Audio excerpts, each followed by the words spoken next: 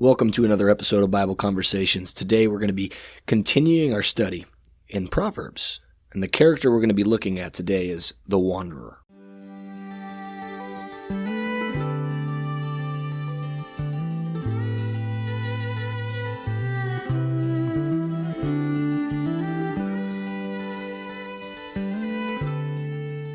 All right, well, here we are again, and we're talking about the wanderer today, and that's kind of a harder word to say because of the at the end. Wanderer. Wanderer.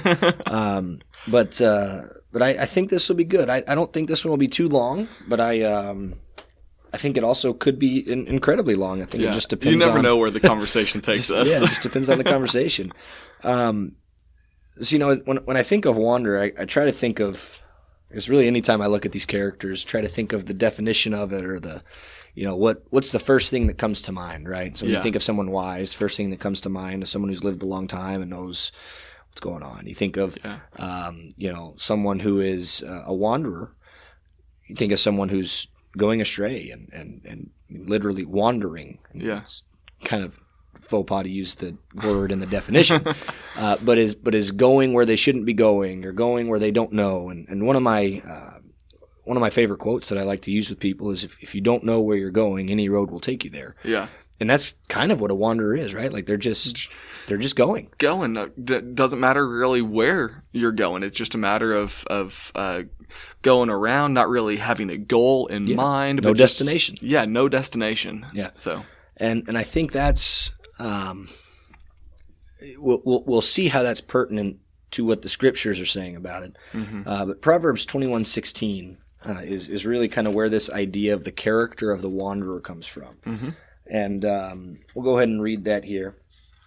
And it says this. It says, "One who wanders from the way of good sense will rest in the assembly of the dead." Man, the first time I read through that, I was like, wow. Mm-hmm. Like, you wander from good sense, you're going to rest in the assembly of the dead. I mean, assembly of the dead to me is a graveyard, right? Like it's a gathering of dead people, and that's not a pleasant. Doesn't seem great. No, it's not. Like when you try to imagine that, like it's not pleasant at all. Yeah, And so that makes me really think, as Christians, we can't be wanderers. Yeah. Well, and I actually really like looking at it in different translations too, especially Old Testament, especially Hebrew. It's a little bit further removed from English, and so I like looking at the different translations to get a really good idea of what it's talking about. And there's a lot of different translations. You and I both use ESV, English Standard Version, and so we don't have a whole lot of variation there typically. But looking at this one in a lot of different translations, it says, "One who wanders from understanding, from the way of understanding," and that's pretty interesting to me, because what is, like, all of our I'm using the same word in my definition. What is our belief centered around the New Testament? It's the understanding of Christ, who he is, and that he is the Son of God, having that understanding. And so when you take this and apply it to lives today, being under the new covenant, if you wander away from that understanding, wander away from who Jesus is, understanding, knowing, believing that he is the Son of God, then that's going to lead you down a terrible path. Yeah. Well, I mean, the whole point of Proverbs, right? Mm-hmm. Chapter 1, verse 2, to know wisdom and instruction, to understand words of insight, right? And it uses the word understanding again in verse 6. And so there's definitely something about knowing, right? Mm-hmm. And specifically when it pertains to the wanderer, of having a destination, right? If you're wandering from the path of good sense, that means that you're just walking about aimlessly. I was, when I was my first couple of semesters in college, which is now over a decade ago. Ouch, that hurts to say. It was over a decade. I was in a biology class, and the professor, I remember him talking about, I don't remember what the principle was, but I remember it was, he was essentially talking about how everything in life is kind of chaotic, right? Like if you were to look at your steps, right? You were to map out your steps on a single day, and then you were to take an aerial view and look at those steps, there would be seemingly absolutely no direction as to where you're going. Yeah. Right? Like you're walking from kitchen to living room, you're walking to the car, you're driving, including, where you're traveling, you're just, until you map that and you're kind of everywhere, right?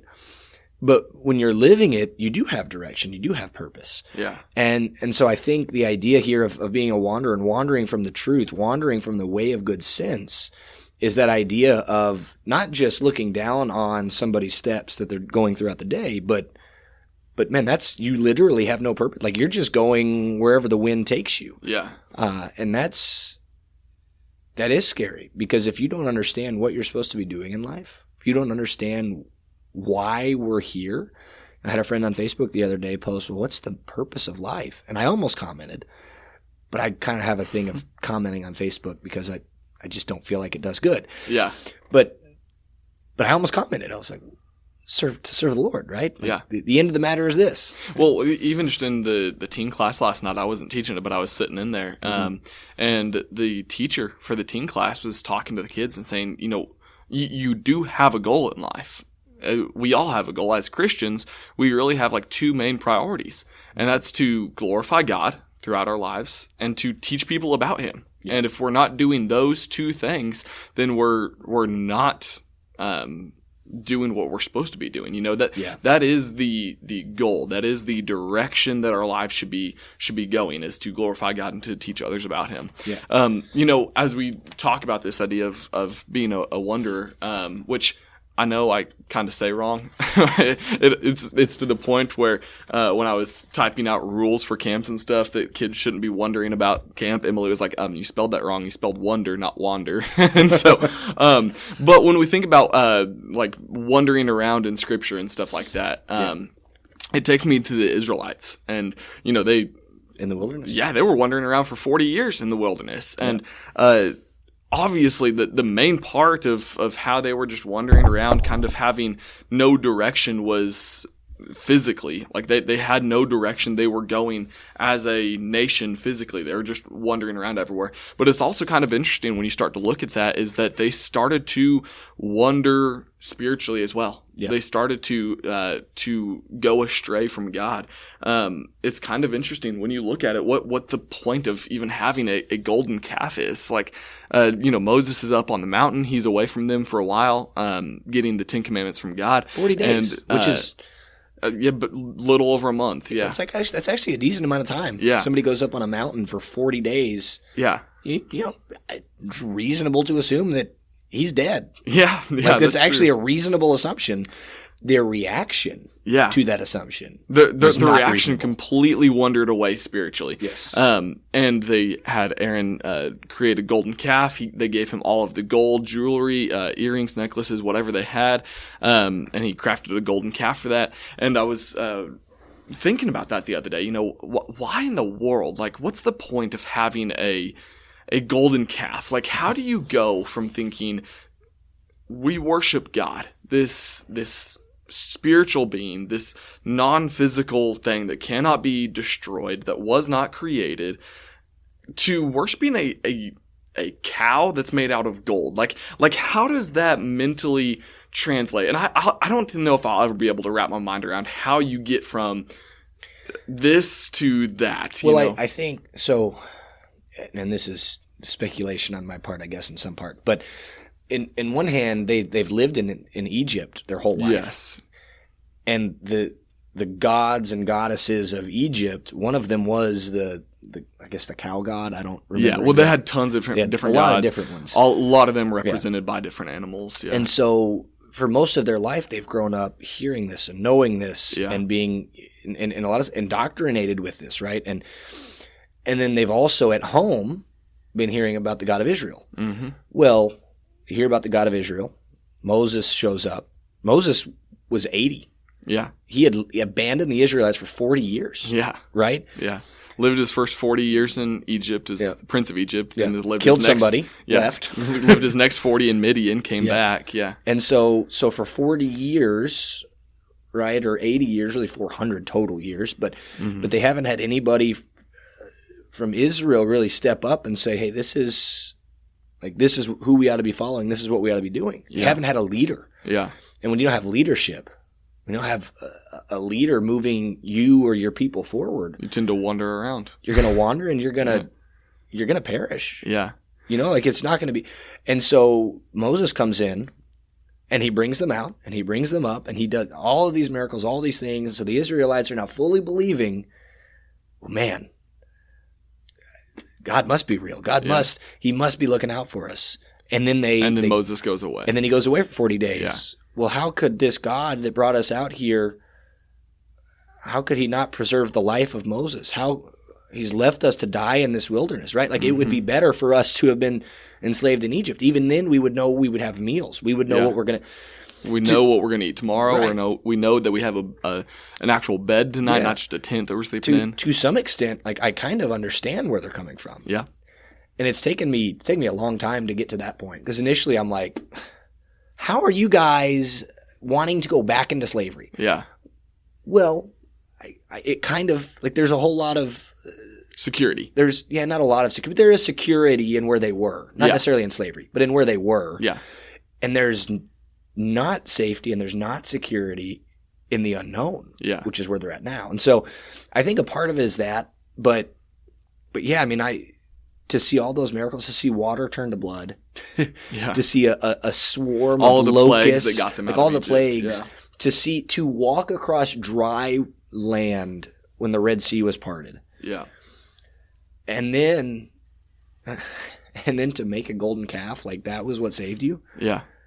So as I was thinking about this the other day, one of the things that I kind of came to the conclusion of, it was in an effort to try to glean something from that text for us today. Yeah. But the conclusion that I kind of came to, the application, I guess, that I kind of came to was that a golden calf is easy to pull out and worship and call your God, but then put away. Yeah. And I think that's a little application, if you try to read in between the lines, read into the text a little bit, that's a little bit of the application that we can take today, because there's a lot of people that like to do that. Yeah. They like to pull out their God on Sunday, but then put him away for the rest of the week. Yeah. And it seems really, really similar to what the Israelites did with a God that they wanted to control. Yeah. And all that is just wandering spiritually. Yeah. That's just a matter of wandering around spiritually, not really knowing what direction you're going in, but saying, hey, I've got this thing that I worship, but not really understanding the direction you're going with it. Yeah. And so anyways, that kind of tied into, I guess, just wandering around spiritually, not just physically for the Israelites. Well, and speaking about wandering spiritually, I've got some notes here. I've been doing the characters in Proverbs study with somebody else, and I've been, I was able to teach 2 of the classes that this was based on. But in Psalm 119, at the very end, so we're not going to read all of Psalm 119 because we'd be here. This would be a really long episode then. But it says, "Let my cry come before you," starting in verse 169, sorry. "Let my cry come before you, O Lord. Give me understanding according to your word. Let my plea come before you. Deliver me according to your word. My lips will pour forth praise, for you teach me your statutes. My tongue will sing of your word, for all your commandments are right. Let your hand be ready to help me, for I have chosen your precepts. I long for your salvation, O Lord, and your law is my delight. Let my soul live and praise you, and let your rules help me. I have gone astray like a lost sheep. Seek your servant, for I do not forget your commandments." So the psalmist here is saying, listen, I've gone astray. I love your law. I love your word. Mm-hmm. I want to know your word. I want to understand your word. I want to understand life according to your word. Yeah. Help me to get back on the path, right? Yeah. Come find me, seek me. And so I think that idea of we've got on one hand the wanderer, and then on the other hand we've got the seeker, right? Yeah. And not the Harry Potter seeker that's catching the golden snitch, but the seeker of truth and the seeker of life and the seeker of God. And I've got 3 Proverbs here that I'm going to just go off real quick. Before you get off of this Psalm 119 here, did you know that's actually a song? Yes. And I absolutely love it, but I can't find it on a CD anywhere. My dad had it on a CD when we were growing up and played it in the car all the time. It's like a modern song. I thought you meant, I know that the song... Yeah, sorry. A modern song, yeah. What's the name of it? Let Me Live. Okay. And it's a beautiful song. I believe it was actually like put together and sung by a group from Ukraine. Okay. And I have found it on YouTube once, but I've since lost the link and can't find it again.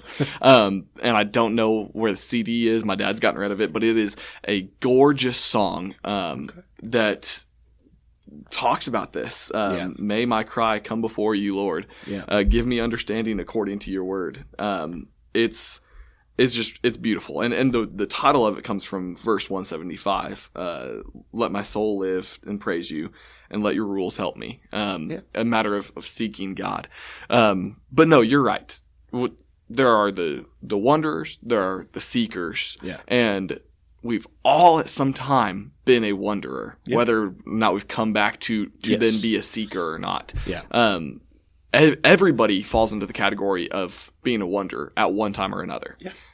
But not everybody has made it to become a seeker. So, anyways, you had some more Proverbs to look at? Yeah, I've got 3 of them.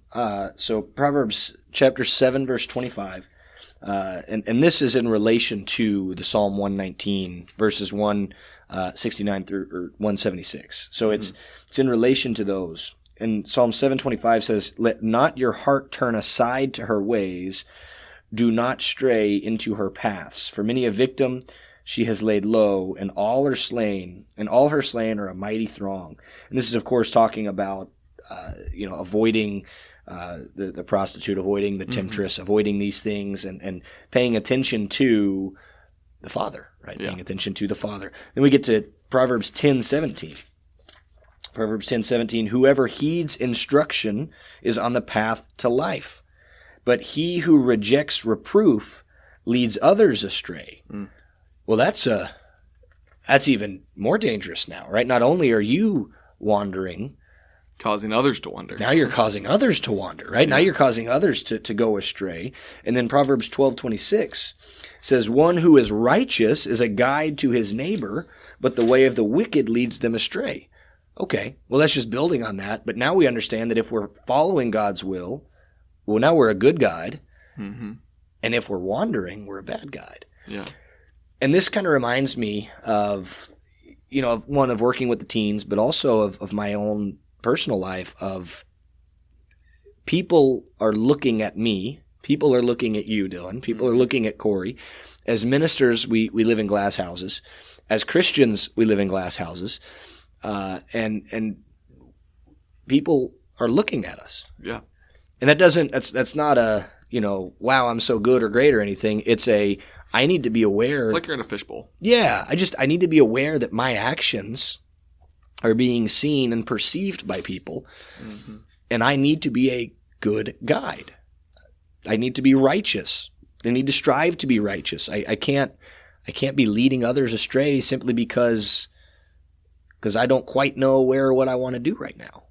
So it reminds me of the parable Jesus told, Luke chapter 6. I'll go ahead and just read it, starting in verse 39. He also told them this parable. "Can a blind man lead a blind man? Will they not both fall into a pit? A disciple is not above his teacher, but everyone, when he is fully trained, will be like his teacher. Why do you see the speck that is in your brother's eye, but do not notice the log in your own eye? How can you say to your brother, 'Brother, let me take out the speck that is in your eye,' when you yourself do not see the log that is in your own eye?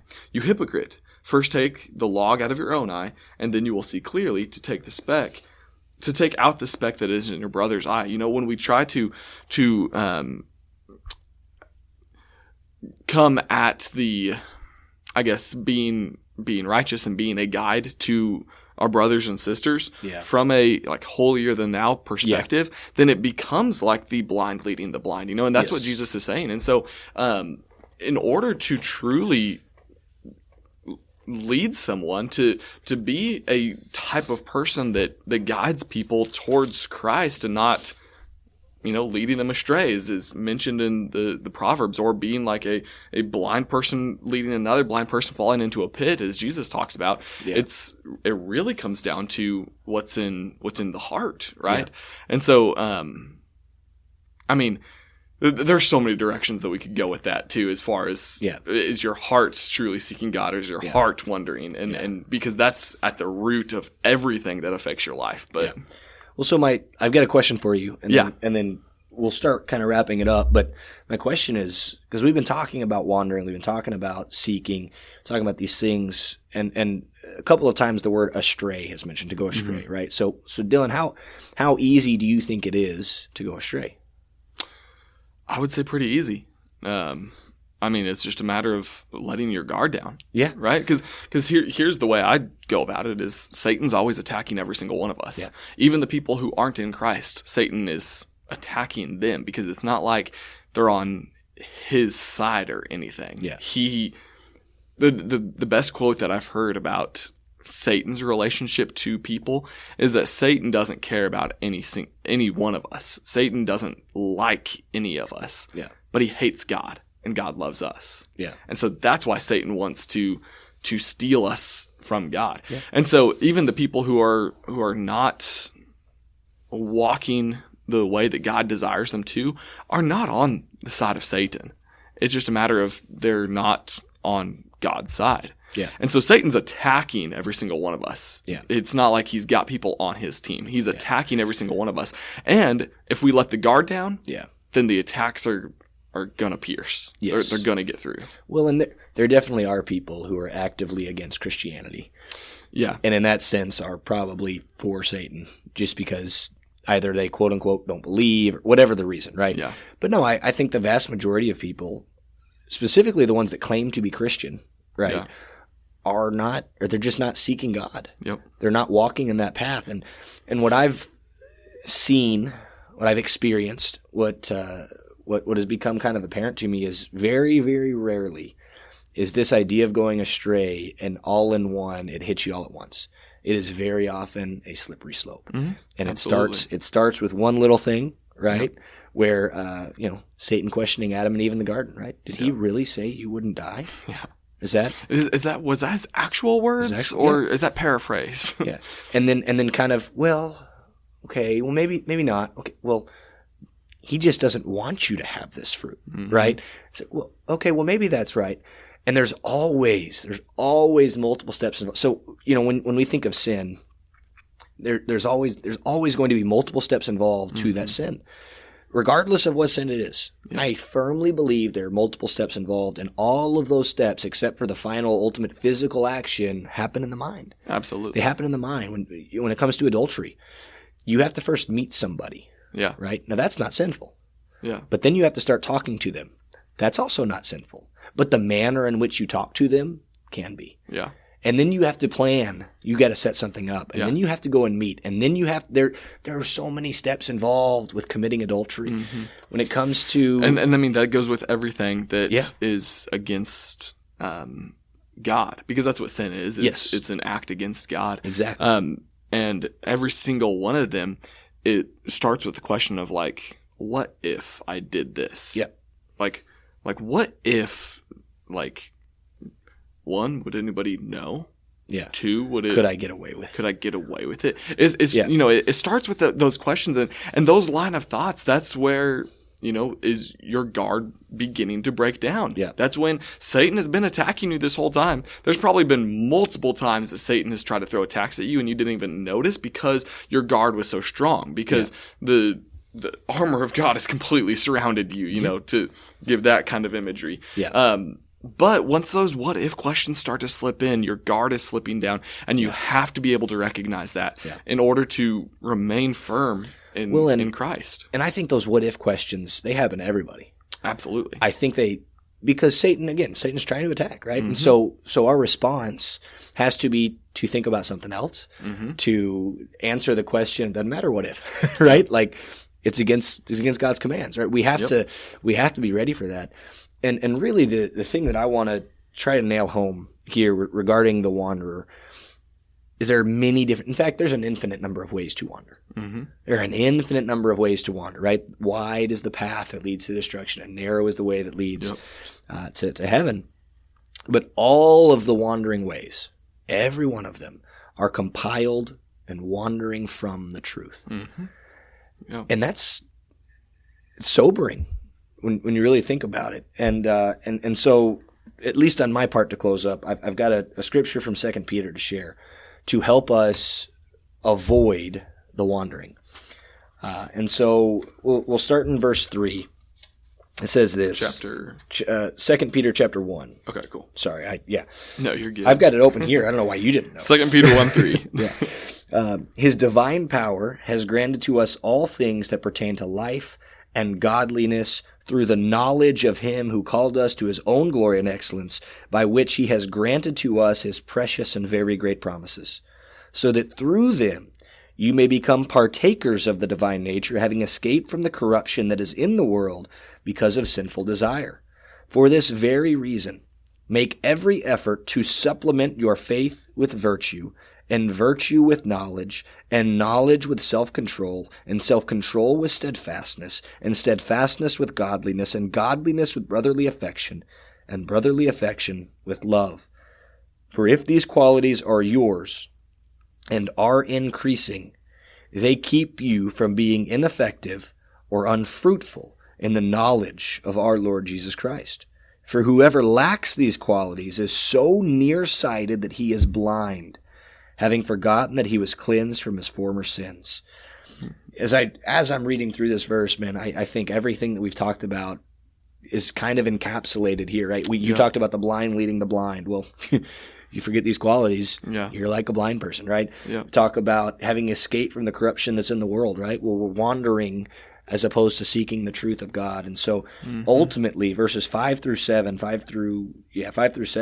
are the qualities that we ought to have, the qualities we ought to strive to have, and not just have, but to increase, but to grow in. Yeah. And I think that's how we avoid wandering. Yeah. The only other thought that I had that I wanted to leave this conversation with was when Jesus talked specifically about wandering. He told 3 different parables about a person or a sheep or a coin that wandered off. Yeah. And I've got one of them here. This is the shortest one that I'll read, but it's Matthew chapter 18, verses 10 through 14. He says, "See that you do not despise one of these little ones, for I tell you that in heaven their angels always see the face of the Father who is in heaven. What do you think? If a man has 100 sheep, and one of them goes astray, does he not leave the 99 on the mountains and go in search of the one that went astray? And if he finds it, truly I say to you, he rejoices over it more than over the 99 that never went astray. So it is not the will of my Father who is in heaven, that one of these little ones should perish." When we read about those, quote, lost parables, the lost son, the lost sheep, the lost coin, it reminds us that every single person has wandered, maybe be currently wandering, maybe was found and then wandered off again. Yep. But that doesn't mean that God just expects you to only seek him back. Yeah. He's out looking for you. Every single person that has wandered off, that is currently wandering off, God is out there looking for you. Yeah. And if you turn around to seek him as well, you're going to find him because he's out there. I think that's one of the biggest struggles that people have when they run into problems in life is that I've messed up too much. I've gotten too far away. You don't even know the things that have happened in my life. Yeah. And they think, no, there's not a chance that I can come back and be with this group of people and they're going to love me. Not a chance that I could come back and try to worship God the way that I did before. Yeah. Because this and this and this has happened. Yeah. But that's literally the story that we we have right here. I've mentioned before, this is God's love letter to man. This is God telling man, hey, you've messed up, but I'm still seeking you. So please seek me. Yeah. That's the answer to everybody who's wondering. Everybody who is wandering around now or has before and maybe in the future. God is always going to be seeking you, and he just asks that you come back and seek him too. Yeah. And that's a good reminder for us who are not wandering at the moment to seek out those wanderers too. Absolutely. So, yeah. Be the hands and feet of Christ. Yeah. That's what we're called to do. Well, Dylan, I enjoyed this. Absolutely. I said this could be a short one. It could be a long one. It ended up being right in the middle. Right in the middle. So that's about how it goes. But anyway, for those of you that are listening, we really appreciate you. We appreciate your continued support, and it means a lot to us. And we do ask that if you have any questions, if you have any thoughts, if you know where to find that song that Dylan was talking about earlier. Yeah. Send me an email, please. Yeah. let us know, and we'd be very grateful for that as well. But if you could just give us another minute of your time, we'd really appreciate it, as you can hear how you can help us. Thank you. Thank you so much for listening to another episode of Bible Conversations. We want to ask if you have any questions, suggestions, or comments, that you please email us at kcocbibleconversations@gmail.com. You can also find us on social media. We've got a Facebook page as well as an Instagram account. Our Facebook page is very simple. It's just Bible Conversations. On Instagram, it's very simple, at Bible Conversations. Look us up, like our posts, and share it with your friends. We also have an opportunity for you to help us financially through a store via Kim's Closet. And you can find that. You can just type into Google Kim's Closet. We have a link as well that we will be posting in each of our episodes, and we just hope that you'll reach out and find us and purchase a hoodie or a shirt with the logo on it, and that way you can spread the word without having to say a word. So we appreciate you. Thank you all. Have a blessed week.